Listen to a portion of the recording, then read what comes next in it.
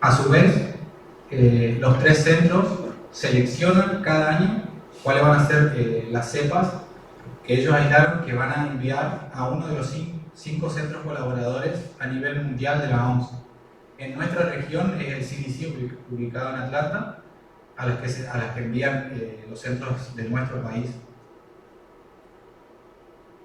Entonces, con la información de los datos genéticos, porque se realiza la secuenciación, sobre todo de las porciones de hemaglutinina y neuraminidasa de los virus, y la caracterización antigénica, que consiste en ensayos de inhibición de la hemaglutinación, para comparar cuán efectivos son los anticuerpos de la vacuna de la temporada anterior con la de ahora, y los datos de la subtipificación van a decidir en dos encuentros que se realizan en febrero y en septiembre, van a decidir la composición de la vacuna que se va a hacer en febrero para el hemisferio norte y en septiembre para el hemisferio sur. Bueno, vamos a ver un poco la epidemiología entonces a nivel local del año pasado, del año 2018. En el Chaco se tuvo un total de 211 casos de influenza positivos diagnosticados por laboratorio. Fue un año bastante atípico porque, si ven en los porcentajes, 44% y 56% están similares de influenza A o B. Generalmente la circulación mayor se da por parte de la influenza A, la gripe A, digamos. Para entrar en un contexto nomás, se analizan muchísimas muestras, en teoría bien pedidas, digamos, como vimos los criterios anteriores.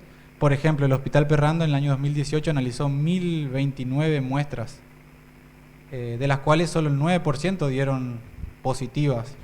Y de vuelta, bueno, es repartido 5% para influenza A y 4% para influenza B. Volviendo a todos los casos del Chaco, si separamos por grupo etario y vemos los casos totales, digamos, sin ver cuál es influenza A o B, vemos que la población en la que más se diagnosticó es en la población de 2 a 18 años y 18 a 40, y si reunimos los tres grupos centrales son los adultos, digamos, y los menores de 2 años y los mayores de 60, que traerían los mayores de 65, que son las poblaciones que se tienen que vacunar sí o sí, más allá de que tengan o no una comorbilidad, están en menor cantidad los casos diagnosticados. Podríamos pensar que por lo menos se está aplicando dentro de todo bien la vacunación, y habría que reforzar en la parte de los adultos que tienen las comorbilidades, porque si pensamos estos adultos que fueron testeados por parte del laboratorio tienen las comorbilidades, habría que ver si se vacunaron o no lo hicieron y reforzar en ese sentido. Bueno, acá puse un gráfico para ver en cuanto a la semana epidemiológica. Fíjense que el pico se da en la semana 37, que es entre agosto y septiembre esa semana, o sea, muy tarde se dio, y el inicio se dio en la semana 29, o sea, comenzó en julio los casos. Generalmente comienzan antes, y esto es importante ya que la vacuna se selecciona el virus en septiembre de un año. Se sintetiza la vacuna y ya está disponible para enero, febrero, y las personas se aplican. Pero los anticuerpos generados también decaen en el tiempo subtítulo. Entonces, si la persona se agarra a finales de noviembre, también puede ser porque los títulos cayeron, si bien es la misma cepa. Por eso es importante ver en qué etapa también está la circulación del virus año a año. A nivel país, vemos que fue similar. La flecha negra indica dónde fue el pico del Chaco. Fíjense que 2 semanas epidemiológicas antes nomás está el pico a nivel país. Y acá está discriminado en la ruedita ya en base a los subtipos de influenza. Yo marqué particularmente el rojo ese, que es un 35% casi, un 34%, que es el subtipo A H1N1 cepa 2009, o sea, el que causó la pandemia. Fíjense que es el alto porcentaje, todos los años circula este virus, y al lado dice con una flecha celeste, influenza A, H1 estacional, que hace referencia al H1N1 que estaba circulando antes del 2009. No hay nada. O sea que el único H1N1 que está circulando hoy en día es la cepa pandémica de 2009, digamos. Por eso es importante destacar esto, que no es, ese virus ya reemplazó al anterior y es la gripe común que estamos teniendo, digamos, no es una gripe mortal ni nada por el estilo. Estos son los subtipos en Chaco, sigue el mismo patrón, fíjense, el amarillo es el H1N1 pandémico, lo que circuló acá en el Chaco, y después están los demás subtipos. 5% para H3 y un 18% de A que no se subtipificó, digamos. Y después Yamagata, si entramos en los B, digamos, la línea Yamagata tuvo un 27% de circulación, la línea Victoria un 3% y no se subtipificó un 12% de los virus B. Entonces, llegando ya casi al final, vamos a ver las vacunas, cómo se hacen y en quiénes hay que aplicarlas, digamos. Hay 3 tecnologías de producción de vacunas aprobadas por la FDA. La vacuna a base de huevos, o sea, los virus son cultivados en huevos embrionados. Vacuna a base células, son cultivados en células. Y después vacunas que son exclusivamente recombinantes. La que está disponible a nivel nación es una vacuna realizada a base de huevo. Todo comienza cuando uno de los laboratorios colaboradores OMS, en este caso el CDC, por ejemplo, en nuestra región, es el que aporta al sector privado cuáles son los virus candidatos para la vacuna. Entonces, esos virus candidatos, que ya son virus que están cultivados en huevos, digamos, son nuevamente cultivados en huevos de gallinas fertilizados y los incuban por varios días para que se repliquen. Después de esto se cosecha el líquido que contiene el virus. Se inactivan esos virus con formaldehído y posteriormente se va a purificar los antígenos, sobre todo neuraminidasa y hemaglutinina. Se las purifica y se realizan las pruebas correspondientes antes de salir al mercado. En el Hospital de Salud Pública, digamos, está disponible esta. El nombre comercial tiene Viraflu. Es una vacuna que tiene antígenos de hemaglutinina y neuraminidasa de los virus que son cultivados en huevos fertilizados de gallina.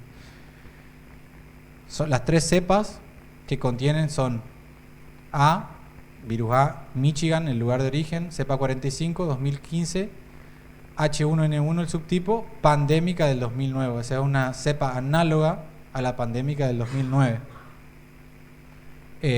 Acá abajo está la del subtipo H3, un virus A, aislado en Suiza, la cepa 80.060 en el año 2017, y incluye un solo linaje de influenza, que es el B Victoria. Es un virus B, aislado en el estado de Colorado, Estados Unidos, la cepa número 6, en el año 2017, junto con, excipientes. Entonces, ¿quiénes son los que se deben vacunar? Nosotros, como somos bioquímicos, podemos recordarlo porque son prácticamente las mismas personas que se deben realizar el diagnóstico de laboratorio.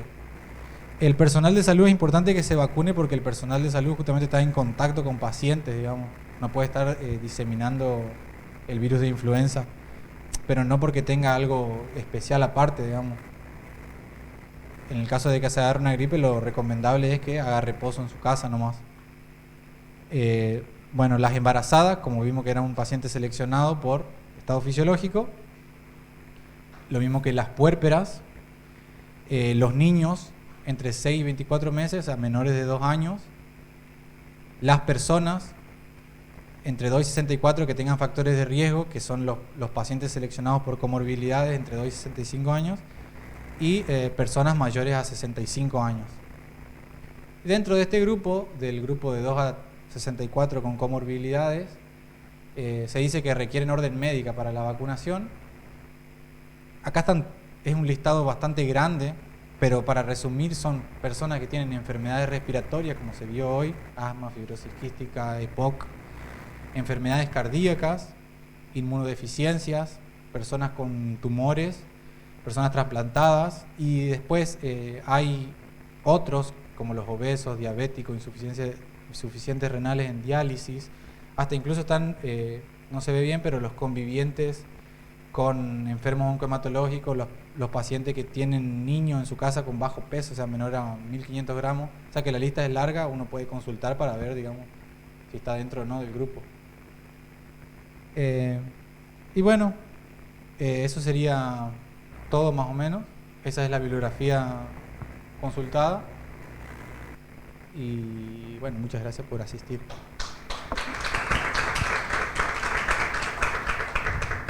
No sé si alguien quiere consultar o comentar algo.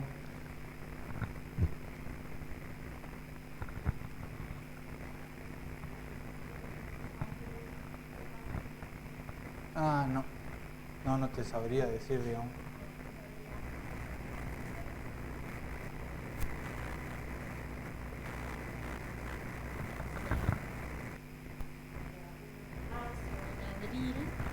Como ocurrió el año pasado, y que el virus circuló tarde, que circuló a partir del mes de julio, ya las personas vacunadas tienen poco título de anticuerpos, ¿sí? Y este año, por ejemplo, que el virus comenzó a circular en el mes de abril, fines del mes de abril, no me acuerdo qué semana epidemiológica es, y la vacuna, bueno, y la vacuna acá se comenzó se dispuso de la vacuna a partir del 15 de abril. ¿Sí? Hay una población bastante grande vacunada, no tengo el dato específico, pero en adultos mayores de 65 años la cobertura es bastante buena, como no sucedió otros años.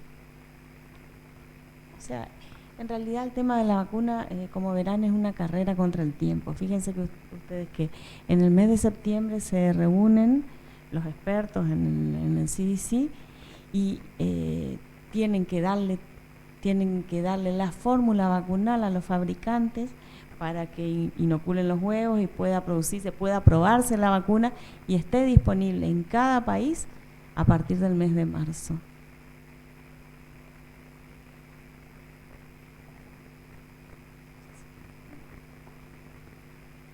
Alguna cosita que quería agregar es en cuanto a la ficha epidemiológica acompañante. Para nosotros, para los bioquímicos, es un dato muy importante y también lo es para epidemiología. Entonces, importante cuando reciben las muestras que esté el número de documento del paciente, dónde vive, ¿sí? La comorbilidad que presenta, ¿sí?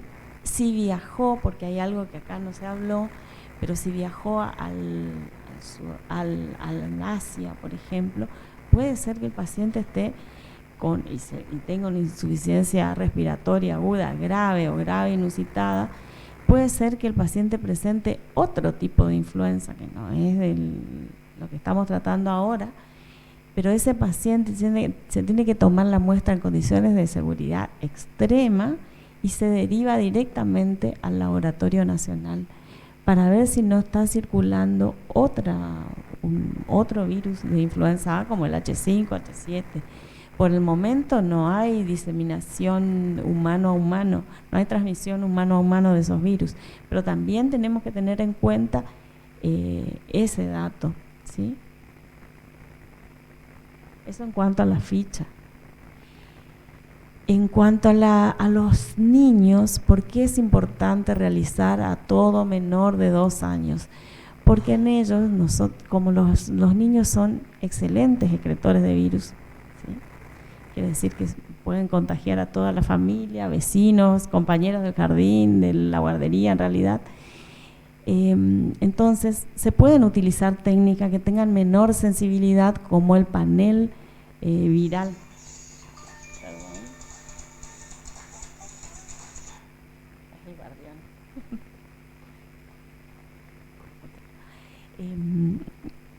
y en ellos es muy importante tener el dato de los otros virus.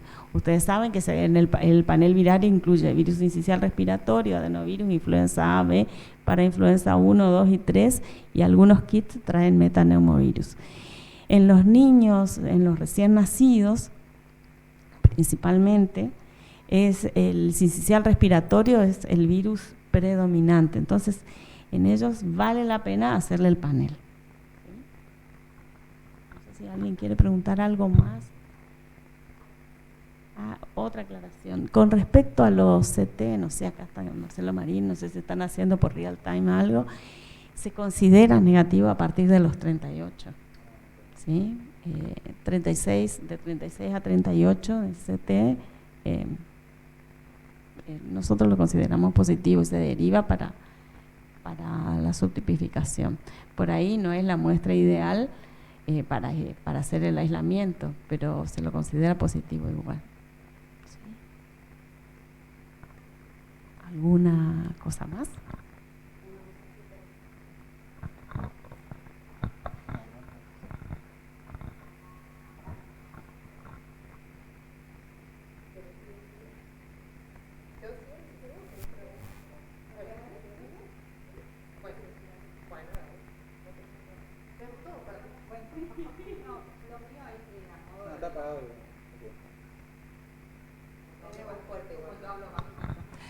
Lo mío es nada más que para compartir, porque estamos todos bioquímicos acá. Yo creo que también nosotros tenemos un papel muy importante como, no sé cómo decir, si educadores o difusores de información en la comunidad. Estas últimas semanas que pasaron, fuimos todos testigos de una especie de, no sé cómo llamarla, de temor generalizado en la comunidad, y tal vez, bueno, haya habido algunos factores que no ayudaron en esto que observamos, ¿no es cierto? Pero creo que tenemos que tener nosotros la capacidad de transmitir el conocimiento justo a la población. A veces un exceso de información no ayuda en el ámbito común, digamos, de la gente, pero sí aportar la información justa. Tenemos herramientas y también creo que ese es nuestro papel. Esta capacitación, este Ateneo que, bueno, no estuvo tan programado, sino que fue simplemente la finalización de la pasantía de Guillermo por el sector de virología, se dio en forma, digamos, coincidente, digamos, con lo que estamos viendo nosotros en la sociedad. Por eso también, bueno, quería resaltar esto simplemente. Y hay a veces en la inocencia de los WhatsApp que recibimos, digo la inocencia a veces en el difundir determinada información, tenemos que reflexionar cuál es nuestro papel en esa difusión de determinados mensajes que no son o adecuados u oportunos para la comunidad. Eso nada más, no, sin ánimo de polemizar, sino simplemente revalorizar nuestro rol en la comunidad.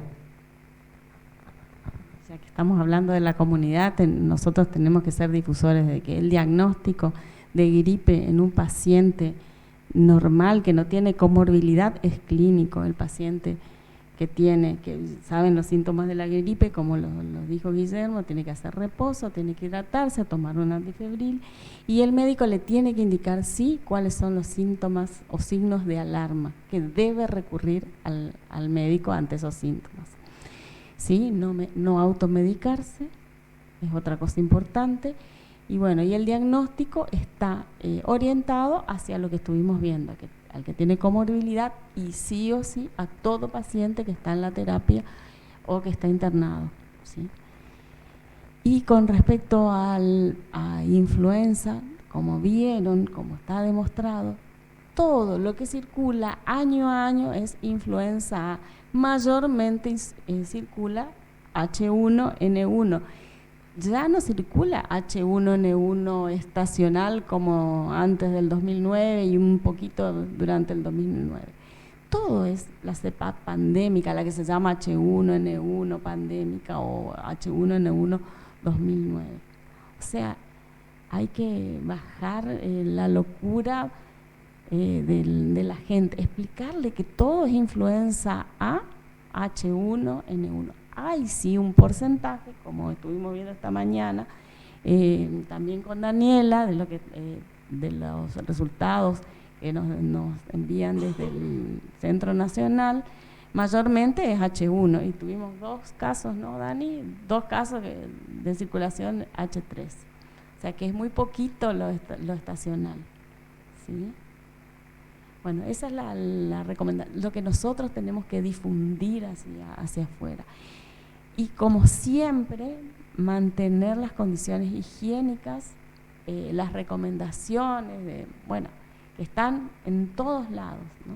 Y desde el Colegio de Bioquímicos quizás también, para llevar tranquilidad a la gente y para aprender de cada epidemia, de cada brote, tenemos que saber qué hacer. Así como pasa en dengue, cuáles son los signos de alarma, qué es lo que hay que hacer ante un caso de dengue, ¿sí? Lo mismo ante un caso de influenza. Bueno, yo hablo un poquitito y después la dejo a Meli que cierre, porque la verdad que desde el colegio agradecemos mucho a los residentes, al hospital pediátrico que siempre está apuntalando, al central, a la dirección de laboratorios y demás. Escuchándolo a Guillermo y siempre que escucho cualquier disertación de un bioquímico, digo que aquel que piensa que nuestra profesión va a desaparecer es porque justamente no tiene acceso a este tipo de charlas y demás. Escuchándolo recién a él decía, es imposible que alguna vez alguien piense que una máquina nos va a reemplazar. Cada vez, yo tengo 20 y pico de años de profesión y les aseguro que las charlas a las que asistía cuando tenía 2 años de profesión no son las de ahora, se han perfeccionado increíblemente y el conocimiento en cada ser humano, en cada profesional que se dedica, que quiere, que ama su profesión, fue mucho más rápido que cualquier tecnología. Así que nada, eso, resaltar el papel que tienen los residentes en nuestra formación, en nuestra difusión hace un par de años ya, agradecerles a todos la participación que tienen, no solamente en las charlas. Melina está participando muy activamente de la Federación de Profesionales del Chaco también, y eso nos ayuda a posicionarnos como profesión, como decían María Delia y Mariana, un poco a poder ser actores dentro del equipo de salud. Cuando pasan este tipo de cosas, WhatsApp, como dice Mariana y demás, uno tiene la obligación, casi diría yo, como profesionales, de informar y decir, no es tan así. No es que la semana pasada creo que hubo una persona que falleció de 40 años, entonces se dispararon como todas las alarmas en WhatsApp. Y la verdad que salir a decir en un momento tan triste, obviamente, para la familia y demás, una cuestión así, bueno, pero es necesaria porque si no se crea un pánico generalizado que no ayuda a nadie. A los que trabajan en la parte pública, obviamente que hacen una selección de todo lo que es una educación muy grande, y también llamo a los que trabajamos en la parte privada a hacer este tipo de educación, a no creer que cuando hay una epidemia tenemos que salir a hacer análisis a mansalva, porque también tenemos que cuidar todos los recursos públicos, que son todos, no hay nada que sea tan privado como para poder sustentar lo que es la profesión, lo que es el pago arancelario adecuado en un momento adecuado. Así que nada, muchísimas gracias a todos. La verdad que la presencia de jóvenes nos alienta un montón, y decirles a los que están acá y a los que nos van a escuchar, ojalá en algún momento a esta charla, que bueno, el colegio está abierto para todos, para desarrollar la actividad que quieran. Y no se olviden de inscribirse en el Congreso, en el CUBRA, hay poquitos inscriptos y la verdad que tenemos una matrícula bien alta de bioquímicos que ojalá que podamos asistir la mayoría al Congreso. Es un Congreso que está hermosamente preparado. María Delia, Mariana, Melina nos están ayudando un montón, forma parte del comité científico y no se lo pueden perder. Así que bueno, inscríbanse que tenemos cuotas y demás facilidades. Bueno, ahora Meli cierra. Bueno, agradecer a todos por asistir, agradecer al colegio porque nos da el espacio, a nuestros instructores de la residencia, que sin ellos y sin esta estructura de formación no sería posible esto. Y bueno, invitar a todos porque estamos queriendo formar la Comisión de Jóvenes Bioquímicos, así que se acercan y bueno, gracias.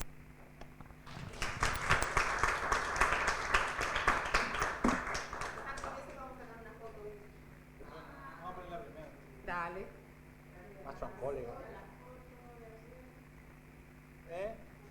No, porque no me pasó, José, ¿no? Yo me olvidé de pedirle también.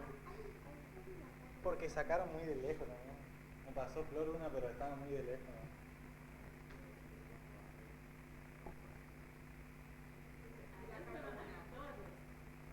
Además se podía confundir un poco la audiencia si yo estaba ahí. Nadie.